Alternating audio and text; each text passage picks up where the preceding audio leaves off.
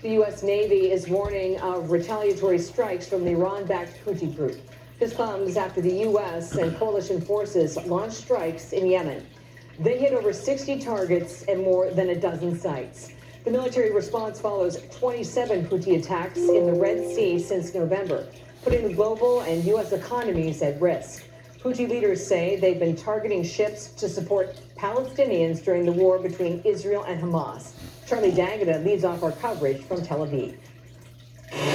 Repeated ultimatums gave way to military action overnight as F-18 fighter jets and support aircraft led the way in a bombing campaign against Iranian-backed Houthi militants, including the use of U.S. warships and a submarine. British Typhoon fighters took off from bases in Cyprus, covering a distance so long they needed refueling aircraft. Cockpit footage is said to show airstrikes aimed at degrading Houthi capabilities and weapons stocks. U.S. military officials say more than 150 precision-guided munitions struck over 60 targets at nearly 30 locations, including command centers, missile and drone launch sites, and air defense systems. Today in Yemen, thousands of demonstrators turned out in the capital, burning U.S. flags and chanting, "God is great, death to America, death to Israel." Houthi leaders have already said American aggression will not go unpunished and that attacks in the Red Sea will continue. U.S. and U.K. forces launched a massive air and sea assault in reaction to dozens of attacks by militants on Red Sea targets since November, undeterred by warnings there would be consequences. And the U.S. government has confirmed that Iranian forces themselves seized an oil tanker off the coast of Oman carrying U.S.-sanctioned crude oil, raising tensions even further between American forces and adversaries in the region, setting the stage for more confrontations to come. Charlie D'Agata joins us now. Charlie, one analyst said the strikes are kind of a win for the rebel group because their goal is to provoke the U.S. and draw us into the conflict. Your thoughts?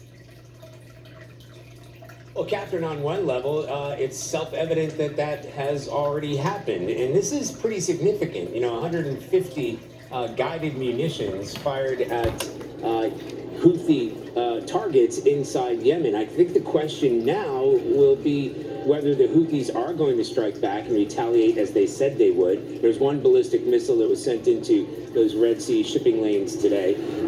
President Biden has said if those attacks continue, that there will be more strikes. So the question is whether this is going to be a sort of prolonged and protracted conflict with Houthis at a time where there are huge U.S. military assets, both in the Red Sea and the Mediterranean, in support of what's happening here in the conflict in Gaza in support of Israel. The other question, of course, is we know that the Houthis are an association with the Iranians. We don't know to which degree the Houthis are being directed by Iran or whether this is going to escalate the situation here and whether that may have a relationship to a much more pressing situation here in Israel itself, and that's Iranian-backed Hezbollah. And we've seen a lot of activity in the north. So if those two things are related, then this will be a significant escalation forward. Catherine? Charlie D'Agata reporting in Tel Aviv. Thank you. The U.S. Navy. Alright, explain natin mga kaibigan itong nangyayari, yung US, okay? Binanata na ng US at UK yung mga Yemen, okay? Ang Houthi, kasi nga ang Houthi ay hijack, okay? Nag-hijack ng mga barko. Kaya ang US nagalit na mga kaibigan na binanata nila yung mga Houthi sa Yemen.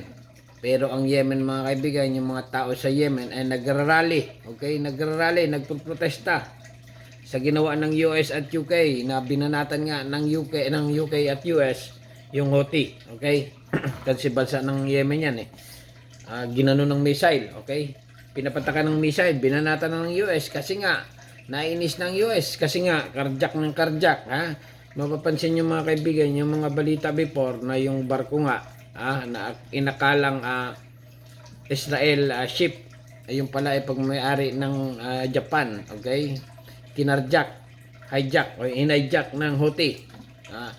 Patuloy yun mga kaibigan. Hanggang ngayon, hijack ang mga Houthi. Okay? Kasi nga ang Houthi, nagsusuporta yan sa Hamas. Conflict pa rin yung nangyayari sa Israel. Okay? Nagsusuporta ang Houthi sa Hamas. Kaya akala ng Houthi, okay, sa Red Sea, ay yung mga dumadaan lahat doon at tingin niya ay ship ng Israel nila. Okay? Ship ng Israel. Pero kahit na ibang ship mga kaibigan, ay hina-hijack na rin ng Houthi. Kaya ang US nga at UK naglunsad na ng military missile sa Houthi. Okay? Yun na nga ang nangyari mga kaibigan. Kaya ang Houthi ngayon, okay, ay ang Yemen, dahil sa nangyari nga, ang Yemen ay pumalag. Okay? Nagaganti daw sila sa US at UK. Na talagang gira na.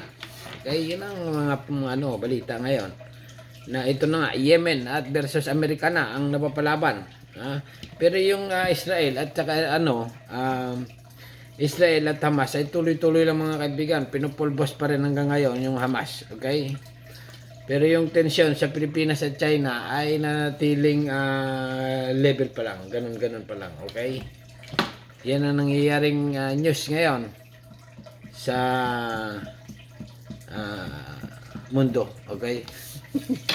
Hanggang dito na lang mga kaibigan at subscribe my channel. Nireaction ko lang. US Navy warned to retaliatory strike from Houthi. Okay? English English speaking siyempre.